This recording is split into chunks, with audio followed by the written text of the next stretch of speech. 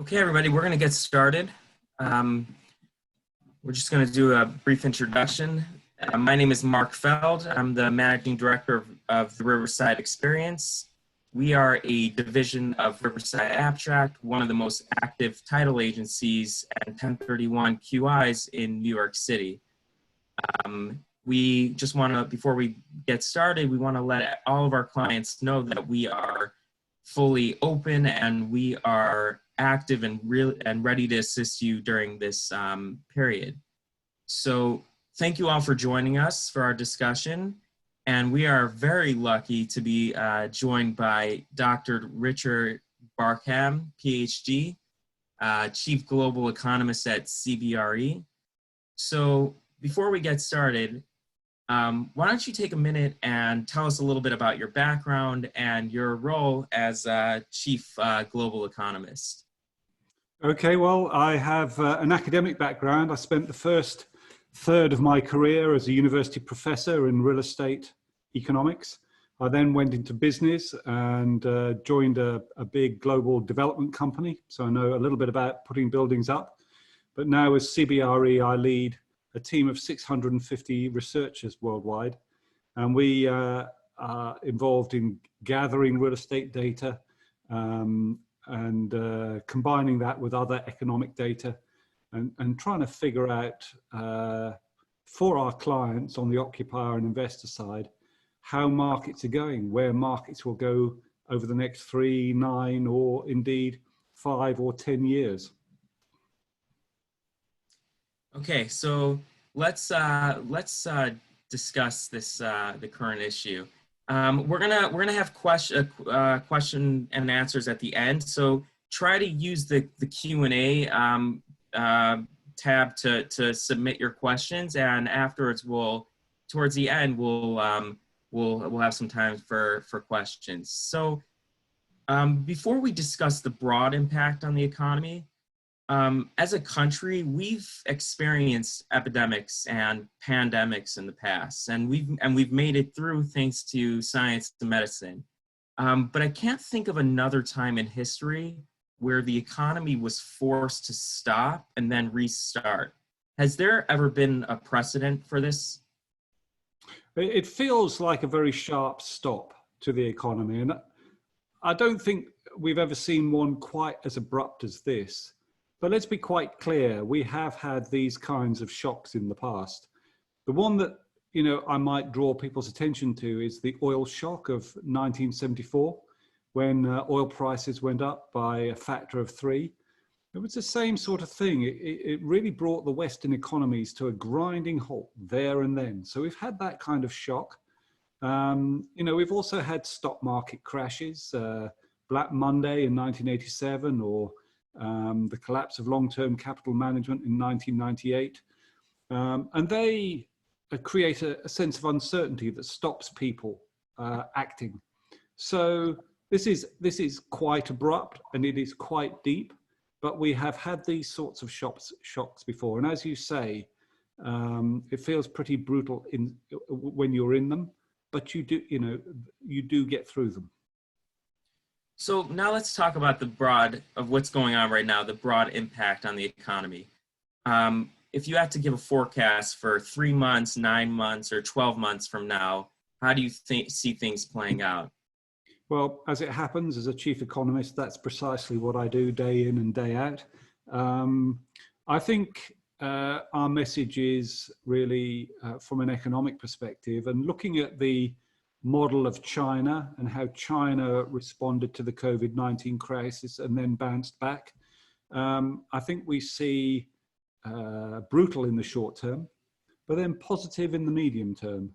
So I think the next 3 months are going to be very tough on an economic perspective. And I think we see unemployment probably going up to around 11% by mid-year.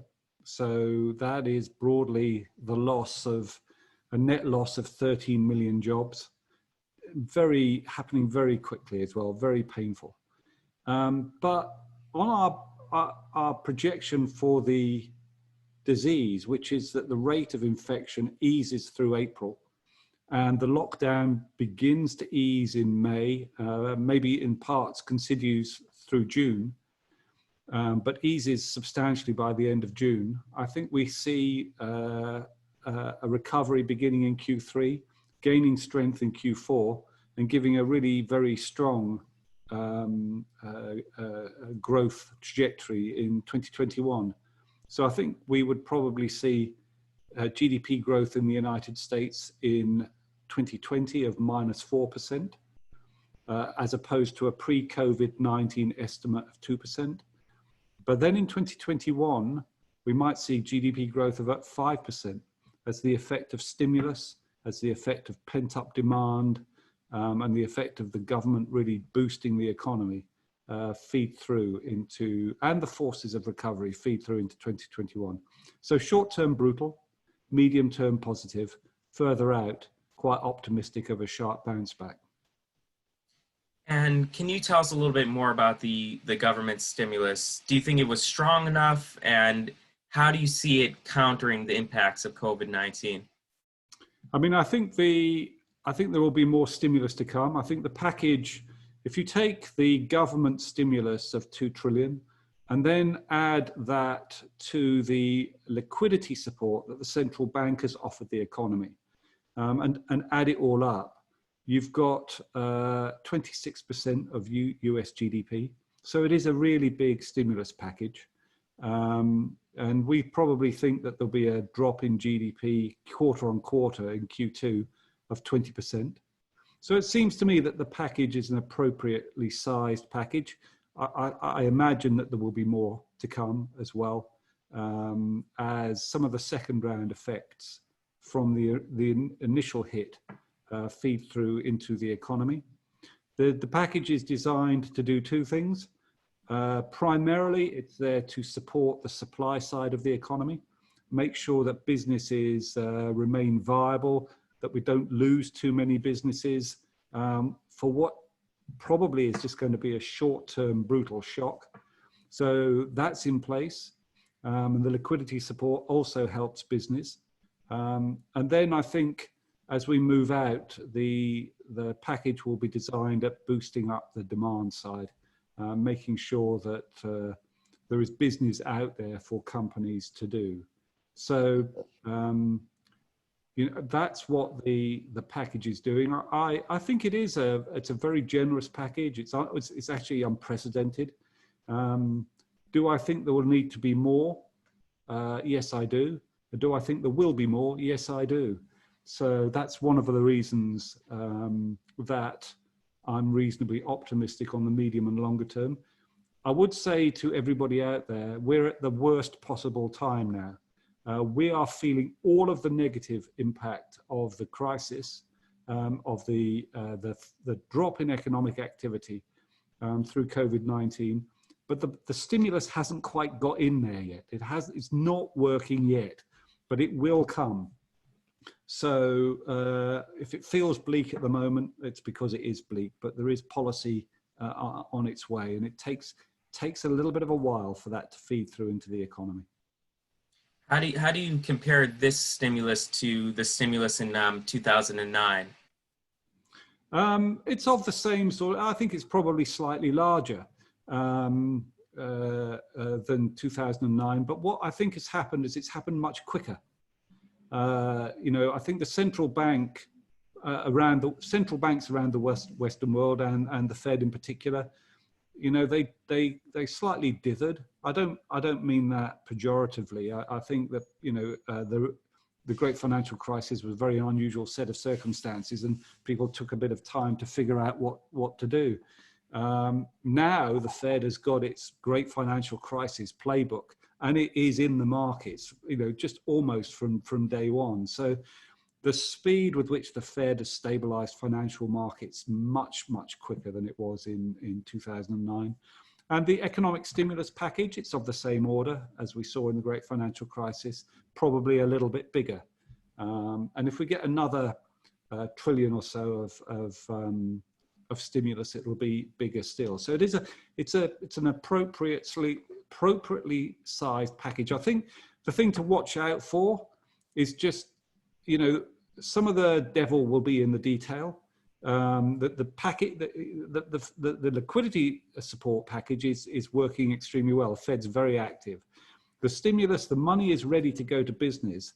It just becomes a matter of guiding businesses through the bureaucracy to get to the money. And you've just got to work very hard at making that as accessible as possible. And, you know, I would say if you accidentally give away more money than you were planning to, but you get money to business at the right time, then that is good policy. Most of our clients are real estate investors. So this is a very important question. Which commercial real estate sector do you think will be most impacted, and which sector do you think will be least impacted? Okay, well, I can talk you through all of the sectors as it happens.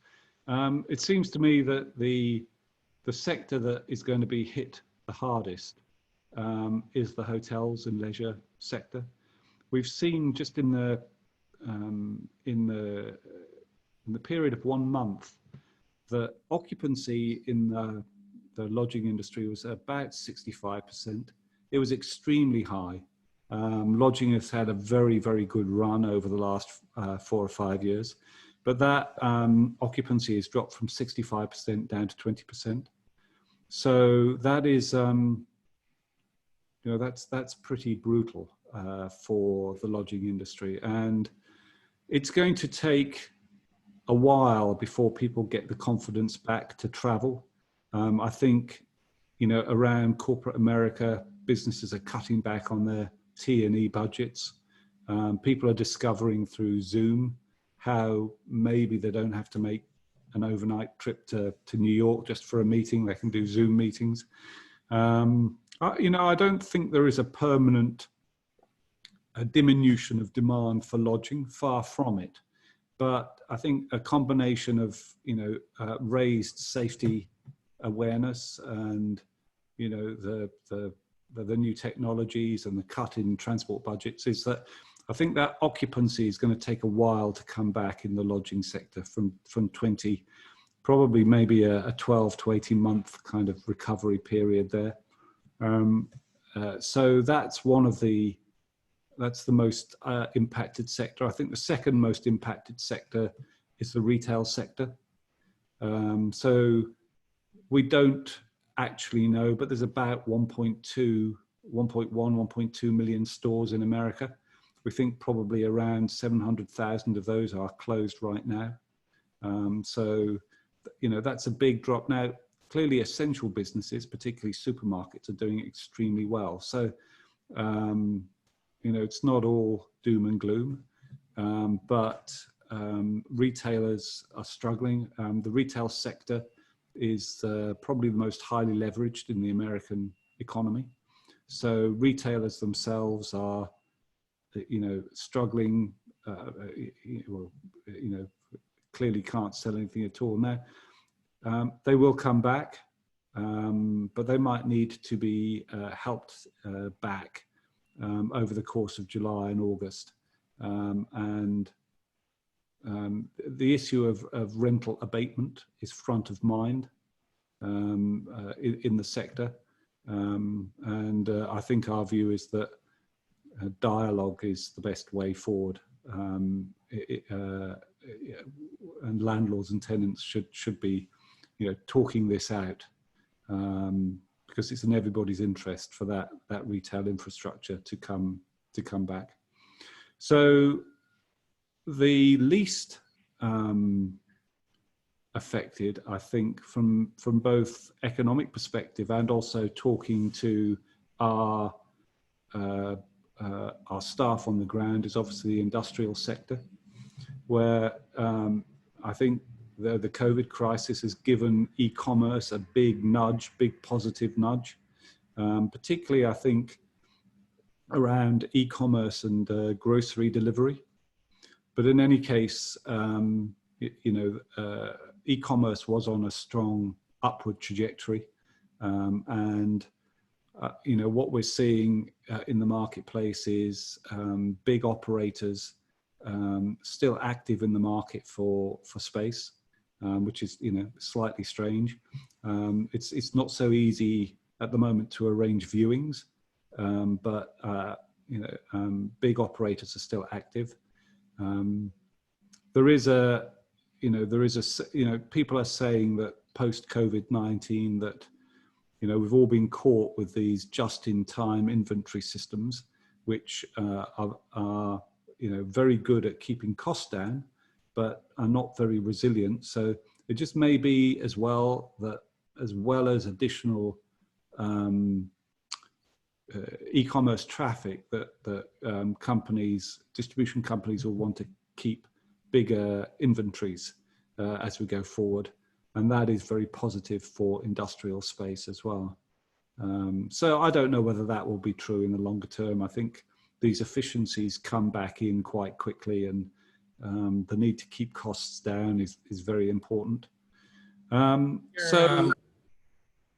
Your multifamily, how's the multifamily performing? I mean, it's, I mean, clearly it's going to be a sector where, you know, if people have lost their jobs, they will be very concerned about having the money to pay rents. I mean, we don't see any impact on levels of vacancy at the moment, but clearly, and we are urging landlords and tenants to talk together. But renters still need a place to live.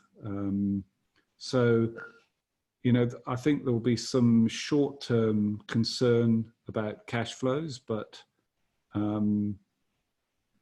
don't, you know, I don't think, we don't see the COVID-19 event having a fundamental longer-term impact on multifamily demand. Quite the contrary, actually. And before we'll get to the debt and equity markets, but for multifamily, I understand that Fannie and Freddie have a forbearance program, which is helpful for on the residential side. But you know, the other types of other forms of debt do not. Do you think that something needs to happen in terms of bank debt and insurance companies and CMBS? Does something need to happen quickly in order to help the sectors that have been hit harder? Yeah, I mean, I think what we are hearing is that the banks and insurance companies are being very flexible, but the terms of the contracts or the structuring of CMBS make that kind of forbearance more difficult. So yes, something needs to happen to induce some greater flexibility into the CMBS market, but it's by the way in which those funds are set up as pass-through vehicles, it's less easy to achieve. But I think some good minds are on that right now. Mm-hmm. And now, if you had to describe the debt and equity markets today, and if you had to like explain where you see them, how do you see things going in the future? Can you give us a little bit of background on that? Yeah, I mean, we talk about this almost every day. I think that the curious thing is the debt markets are still open. Lenders have clearly become more cautious, but competition is so healthy that there are lenders out there who are seeing this as an opportunity to boost market share. So loans are being closed, and that debt is available. On the equity side, I would say there's been a little bit more caution, with particularly on the side of institutional capital, tending to just be a little bit more cautious and wait a while to see what happens in the marketplace. But you know, prior to the crisis, there was plenty of dry powder, and I think once people begin to feel just a little hint of confidence that they can see the course of the disease, and also keep in mind, any ripple effects. It's likely, even if I'm right about the disease, the rates of new infection falling dramatically during April, as people go back to work, that's an issue. It could be a flare-up. How we handle that's important. People have got to understand that. But then testing will be more widely available. So I think once those things become clearer, then I think we'll see equity back into the market as well. But at the moment, equity is cautious. Debt is still available. Do you see, let's say, debt and equity, a flight to more quality deals going forward? Do you think things, once everything calms down, people will, the same types of deals will be getting done? Well, I think, some of those, that typically happens in a period of stress. Yes, that typically happens. That's why you've got, a spread of yields across the real estate sector, and that people will tend to gravitate towards core real estate in times of stress.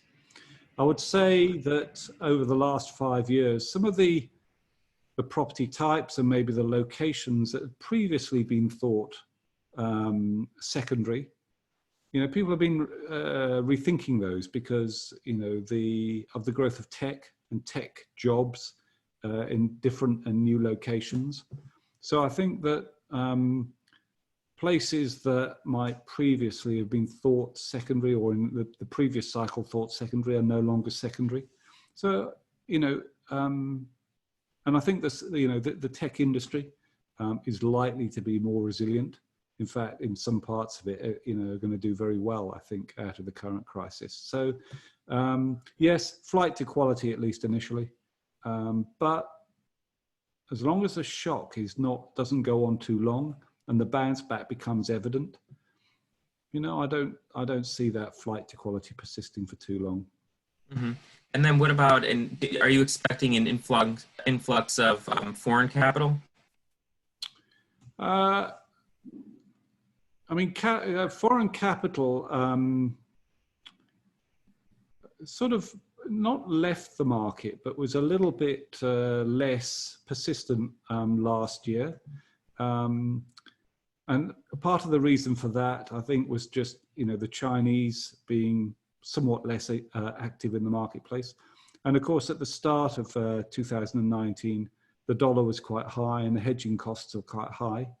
I think the United States is always a target of global capital around the world. So what causes the ebbs and flows are kind of things that are hidden in the background, like hedging costs. If we get a period of dollar strength and the hedging costs go up, then that might put off, global capital from the United States. So provides, some greater opportunity for domestic capital. But the idea, but also, the point that you made earlier, just flight to quality. When everything is going through a rough time, people would tend to back the US economy before they back other places. So that is a positive motivation. But short and medium term, it'll depend on curious things like the hedging costs, and they might be rising right now. And do you think that will have an impact on cap rates and values? No, I don't think so. I think there's enough domestic capital out there to keep cap rates under pressure. If there is an impact on cap rates, and there might be, it won't be because of foreign, the ebb and flow of foreign capital. It'll be because, the economy's taken a hit, unemployment's gone up to 11%, leasing pressure has disappeared for a short time in the marketplace, and people can't see rental growth for another couple of years, and a little bit higher risk. those are the factors that will hit cap rates, I think, rather than the ebb and flow of international capital. So if you were just to finish that point, though, I think all of our economic analysis tells us, I think, that even if there is a short-term hit to capital values and a rise in cap rates, longer term capital values are resilient around the current level. So before I have two interesting questions, but just one very quick one.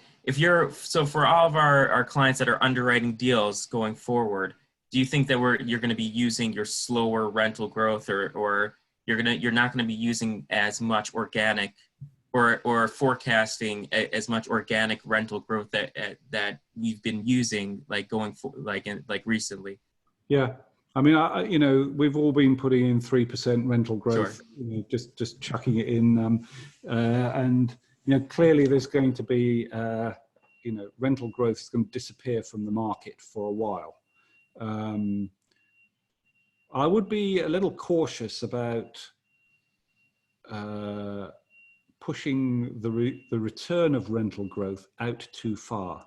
Now, I know that rise in unemployment and possibly a rise in vacancy to go along with it tends to correlate with weak rental growth. And so we might see kind of reduced rates of rental growth or absent rental growth for 12 or 24 months. But if we're right about the stimulus and the pent-up demand, really giving us a very strong year of growth in 2021, then without wanting to put it into current underwriting, it is an upside factor that, while people are getting very gloomy about the near term, they ought to keep that longer term growth trajectory in their mind. Okay. So I guess I just have one more question before we have a hard stop at 9:30. So just one more question. Do you see on my end, and then we'll go to questions from the audience, but do you see manufacturing coming back to the U.S. As a result of COVID-19? Do you think more manufacturing now is going to be done in the country? This is something I hear a lot, and my gut level is probably not. That these extended supply chains, they exist for a reason, and it's because they minimize cost. I could see more supply chain diversification, so people relying less on certain countries. And there are certain industries, I have to say, that, like the auto industry in particular, can either be a high cost location or it can be a low cost location. It's one of you've got some industries that clearly go to low cost locations, and some, like aircraft manufacture, that goes to high cost locations. Autos is almost in the middle. It can go one way or the other. So in general, I don't see manufacturing coming back too much. I see supply chain diversification for sure, but low cost industries will stay in low cost locations. But I could see some reshoring around around the auto industry. Okay, phenomenal. Now we have a few questions from the audience. Number one, do you think the SBA PPP loan program is sufficient to satisfy demand? I haven't had a chance to do a careful analysis of it. If I were to, and I think it's a very timely and welcome policy stimulus, my gut level is that probably more will be needed. Okay, here's another question. You mentioned 11% unemployment. What about the dire 30% unemployment mentioned by other analysts? I'm tending to slightly discount forecasts that are coming out of New York right now. The sentiment is extremely grim in New York. And I'm not saying that the next 3 months is going to be anything other than brutal. But we've gone through all of the industries in the US economy, and we've tried to work out what the unemployment hit will be. And we feel comfortable that, around 11% will be where it goes to. That's overall, that's good news. I mean, it's Well, not 11%, better. that's higher than the great financial crisis, let's be clear. Mhm. And we are talking about you don't want an economics lecture here, but we're talking about claimant count unemployment. There is a broader based measure of unemployment, which includes people who don't claim unemployment. And that could well be a lot higher. It went up to 17%, that broader measure in the great financial crisis. And some of the impact of the fall in unemployment, employment, you just see in the shrinking of the labour force as well. So taking all of those things together, I'm not trying to argue this isn't anything other than a very nasty situation. Okay, so I think that's all our time for today. I want to thank you very much for joining us. I can go on all day and talk to you about this. This is phenomenally interesting. And I want to just thank everyone for joining us today. So thank you very much, and stay safe. Thank you. May I just say one final thing, if anybody's interested? The bridge behind me is in Wuhan, where I was last June for my summer holidays, and I put it on the backdrop just to kind of remind myself how quickly this all unfolded on us. And it really has been a very, very rapid set of developments. Anyway, thanks for having me. I'll see you again. All right, thank you very much. Bye.